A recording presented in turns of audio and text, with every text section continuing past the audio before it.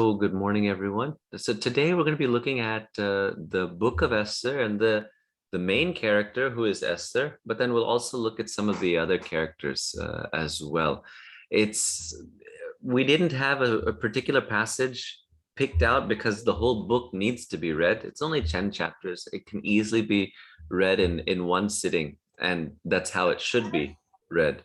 The setting. So we're talking about 100 years after the Babylonian exile. So you know that at one point in Israel's history, the northern kingdom is called Israel, the southern kingdom is called Judah. Assyria comes and takes the one kingdom away, and then Babylon comes and takes the other kingdom away. And so for a number of years, and even for a few generations, the people were not in their homeland. So this is now 100 years after that Babylonian exile. So we're talking about 486 to around 465 BC. So about 4.5 centuries before Jesus came. Many of the Jews at this point had returned back to Jerusalem. So under the Persian Empire, remember King Cyrus was the one who allowed these Jewish people to return home. So there were people like Ezra and Nehemiah who did come back to Jerusalem and they started to rebuild, but there were the Jewish members of the community who stayed where they were. You can go back and read in the book of Jeremiah, you know, that famous quotation that we use in different places for, I know the plans that I have for you, says the Lord. So in that passage in Jeremiah, it talks about how you need to live where you are now and plant roots there and work for the good of the city. And so that's what we find here. The book of Esther is a group of people, Jewish people who lived in that area and decided that this is where they're going to call home. So the story takes place in Susa, which is the Persian capital at the time. So the main character is Hadassah. That's Esther chapter 2, verse 7. That's Esther's other name. That's her actual name. Then the Persian king is Ahasuerus, but we might be familiar with his other name, which is Xerxes the Great. There are movies where you have depictions of Xerxes the Great. And in these movies, you may notice that it's a multi-ethnic community. So Persia was known for at least that there were all different kinds of people groups there. This Xerxes the Great is the son of King Darius. So we will remember Darius from other parts of the Bible, and he's the grandson of King Cyrus. The other main characters are Queen Vashti, and then Haman and Mordecai. So these are all individuals who are talked about in the Bible, but you know who's not mentioned in this book? God is not mentioned in this book. In fact, this is the only book in the Bible where God is not specifically mentioned. Now, that was a reason for some people to wonder if this book was even worth including in the Bible many years later. Eventually, though, by God's grace, it remained as one of the books in the collection of the Bible. And the minority voices that wanted to take it out because there was no mention of God, they lost. And even though God's name is not mentioned, the way the book is written, it's always implied that God is working behind the scenes. The way that the events unfold, you can see a sort of divine plan being worked out in the process. For example, the fact that the king is unable to sleep one night and has then this idea to find out who is the person who saved him from being assassinated, right? That strange, thing where he is unable to sleep, where he has like that kind of an insomnia. We're, as the reader, we'll read that and say God was invisibly working behind the scenes. So that's how this book is written. And honestly, that's how most of life is written. And so that's why I think this is an important book for us to read. In a world where there is such a growing push by secularism, or that's this idea that says that there's no such thing as God, and there's a space where you can keep your God and all your sacred ideas, and then there's the space, the rest of the world, where there's no mention of God. But what this book forces us to see is that even in these so-called secular spaces where God is not mentioned, he is still powerfully at work, and he accomplishes his purpose and his plan through through people who obey and who listen to him. So let's look first at this character, Queen Vashti. So we have references to what she's done in Esther chapter 1, verses 10 to 12, and then 13 to 20, we get more description. She was a person who was very strong-willed, strong-minded. She was not going to stand for the nonsense of the drunken men who wanted her to be paraded around and to be gawked at. So she stood her ground, but when she stood her ground, she was misunderstood by the drunk king, and she was villainized by all the other men there who had power.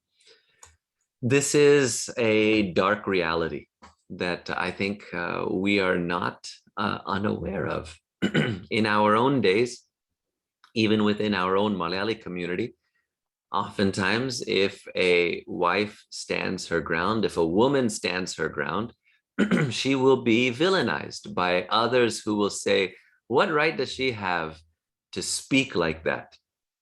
I still remember growing up when in a general body meeting, usually it's the place for these men who have nowhere else to voice their manlyhood come and start shouting at one another. And there was an auntie who stood up and spoke what I think was right, true words. And her own husband told her to sit down.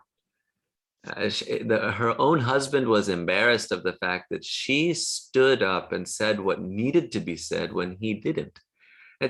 There are times when the entire community just is not ready for the kind of influence and the kind of words of correction that a strong woman has to say. And this is the first, a true powerful character that we come across in the book of Esther. And let's pause there. I'm curious, what do you think of her actions? Do you agree with what she did? Do you think she should have been more bottom and listened to the king? What do you think?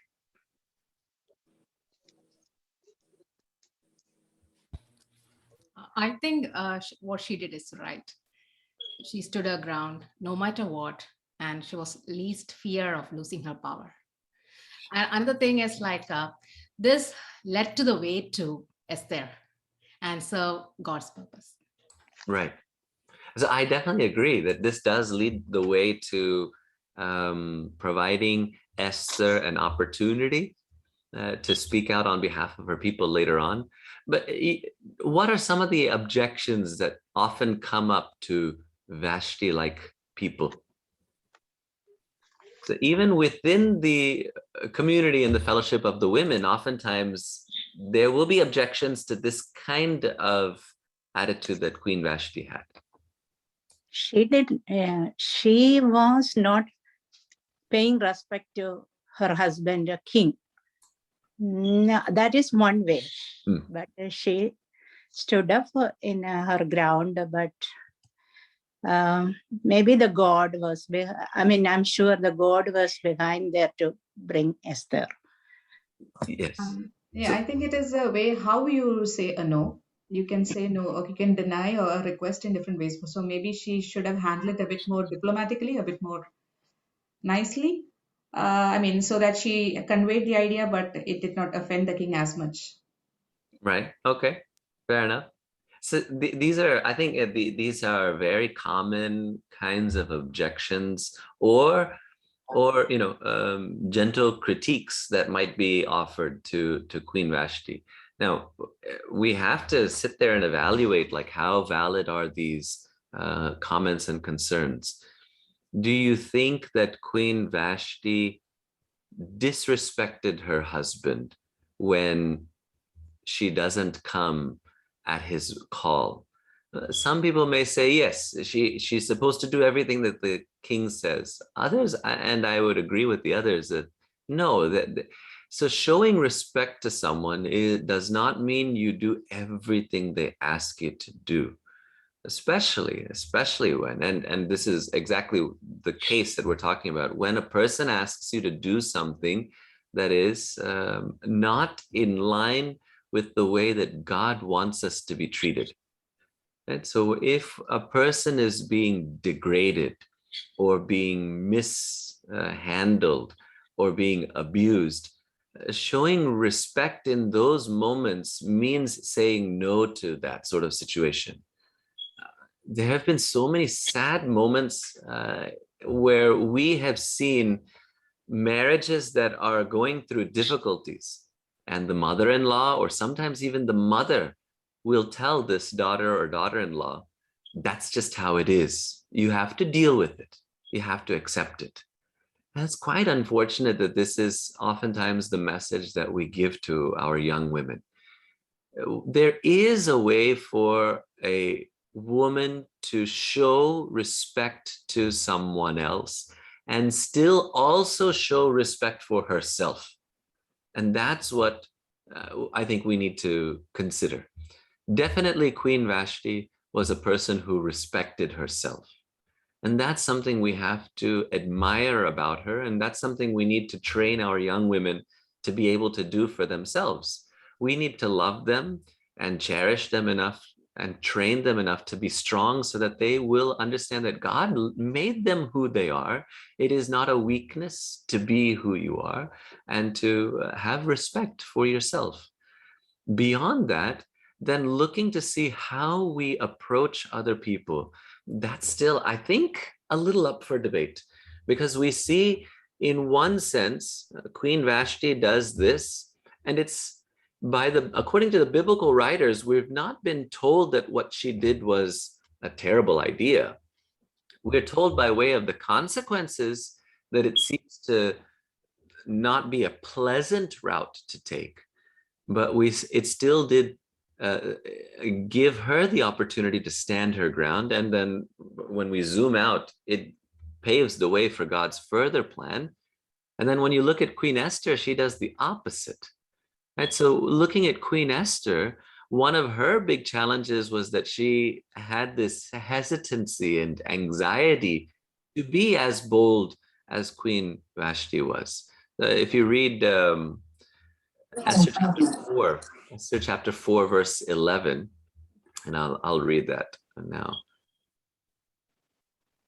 All the king's servants and the people of the king's province know that if any man or woman goes to the king inside the inner court without being called, there is but one law. All alike will be put to death. If only the king holds out the golden scepter to someone, may that person live. I myself have not been called to come into the king for 30 days. So there's this wanting to work within the system that she had. That can be interpreted as a hesitancy, that can be interpreted as a weakness, or it can be interpreted as a sign of humility, or even a sign of wisdom. Again, we're not given too much commentary on how to analyze that. And so I think the way this book is written, it invites us into these conversations to have with one another as to, was what Vashti did the right approach, or is what Esther did the right approach? Both seem to accomplish something. And so it seems to come down to, can we act in such a way so that we have a clear conscience, knowing that God will make up for our own inadequacies when we act? And so one thing, though, that we can't do is we can't be completely silent and ignore what's going on. So God uses an ordinary person like Esther. She went from being an unknown person to being rather quickly elevated to the position as a queen. With the queenship comes a lot of responsibilities and a lot of obligations. It's not easy for us sitting outside of her position to quickly judge her actions and her situation. Right? So when we look at other women in our system, and we might ask, why didn't you speak up on behalf of me? Or why didn't you say anything when it came time for something to be said? So that kind of an attitude, and though I think it's still appropriate for us to ask, we have to be careful not to judge others. What Queen Vashti did, I think, was the right thing for Queen Vashti to do, and what Queen Esther did, I think, was the right thing for Queen Esther to do. Both struggled, and both ended up doing the best that they could. God took the best of what they could offer, and then he accomplishes his plan through it. So this gives, I think, a little bit of comfort for us. How did she actually solve the situation? Mordecai wanted her to intervene. Yes, Mordecai wanted her to intervene radically in order to stop the plans of Haman. But Queen Esther had a different approach. So do you all know what the approach was? Do you remember what the approach was that Queen Esther used? Fasting. Fasting and prayer. Yes, that was the preparation, definitely, as that was important part of it. But what was the actual exposing portion of the plan?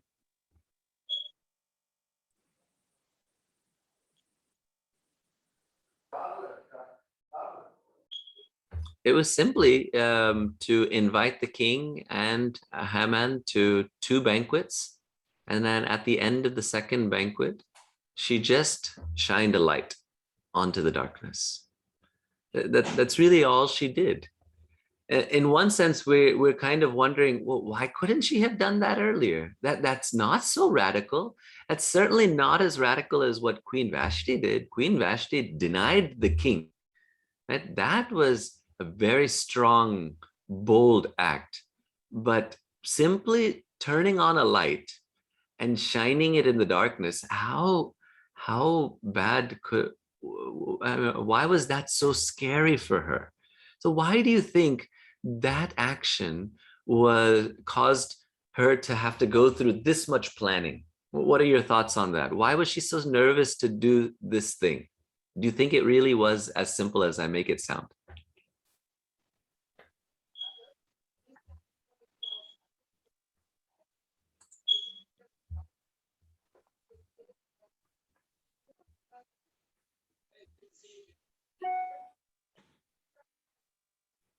So, when we talk about these things, it's very easy to talk about. It's very easy to say, hey, so she just shined a light into the darkness. She just exposed Haman for who he was. That sounds easy when we're just, thousands of years later, removed from that situation. But imagine if you're in that situation. Imagine in your workplace or at home, when you shine a light into the darkness. I remember doing this when we were young. There was a friend's house, and they had this crawl space. We could hear some noises in there. We wanted to know what's under this crawl space in the nighttime, but none of us was brave enough to come close and shine a light in it. Because what happens when you shine a light into a dark space? Whatever's there, first of all, will be clearly seen. And that in and of itself sometimes is frightening. But then you never know how it's going to react. Will this thing under the crawl space jump out towards us? Will it attack the light? because it wants to be hidden. That's why it's there. It does not want to come out into the light. And you're going to do something that it does not want. I think we all know deep down inside that when we speak the truth, we will be attacked. They will come for us next. And this is the nature of sin and how it wants to preserve itself. It does not want to be exposed. And so I think, as easy as it sounds, it's actually really difficult to do what Esther did. To be brave enough to say, just like Queen Vashti was brave enough to say, I'm going to stand by my convictions no matter what. This basically was what Esther was doing. I don't know how Haman is going to respond, but it needs to be said now. So she was at least wise enough to create an atmosphere of safety so that if Haman does react, the king is there to protect her. And so we need to be smart about how we do these things too. Right? In the book of, in the Gospel of Matthew, there was a time when Jesus was talking about what do you do when someone sins against you? And he says, bring a brother with you and go and talk to that person.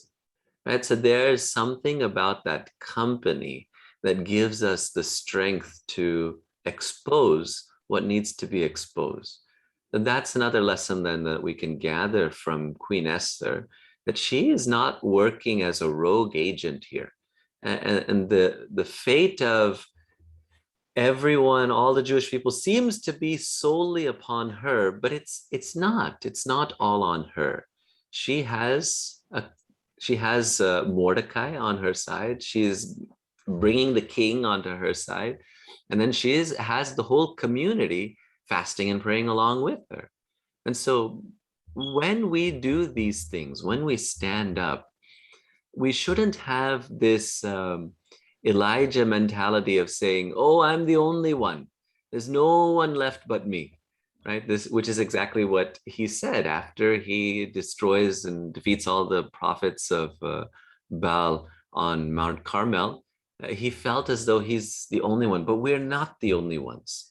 We need to be brave enough to say what needs to be said. And there's this quote that I'll read for you, and it's a famous quote, so you may have heard it before. This is by a man named Martin Niemöller. I'm not sure if I'm pronouncing it exactly correct, but this is during the time of the rise of the Nazis and how they started to go after everyone. So he goes like this: first, they came for the socialists. I did not speak out because I'm not a socialist. Then they came for the trade unionists. I did not speak out because I was a trade unionist. Then they came for the Jews. I did not speak out because I was not a Jew. Then they came for me, and there was no one left to speak for me. When we choose the route of not speaking up, we think that we are making a safer space for ourselves. We think that we are making life easier for ourselves, but we're not. We're not. In the long run, we're only making it harder for ourselves. When we don't stand up for one another, then there won't be anyone left to stand up alongside us when the time comes and we need help. Queen Esther was a person who was put into a position by God to stand up for the sake of others. And because of that, there has been this perpetual festival. So in the end of the book, you read about this Purim festival. It's a Jewish holiday, a festival that is still celebrated to this day. So 2,500 years later, the Jewish community stands tall because of what Queen Esther did. Now, I can't think that what we do will be remembered 2,000 years later, but we've talked about this before. We are a byproduct of the choices and the stances of our forefathers and our foremothers, right? We are in this country because the generations before us valued education, valued discipline, they valued faith, right? And so we are able to come to this country and start up the Mar Thoma Church here in this land. The choices and the actions and the stances we make will impact generations to come, whether we know it or not. Now, whether we are called to live the course of life as Queen Vashti did, which means it's a really tough and short existence, or whether we are called to live the route of the diplomatic Esther, know that both are needed in this world. Both are heroes in this story. This is a Jewish writing, and so of course the Jewish woman's name shows up as the chief name, and so that makes sense to us, but both of them are important characters that we can learn from. We'll pause there. What are your thoughts and what are your questions regarding these characters?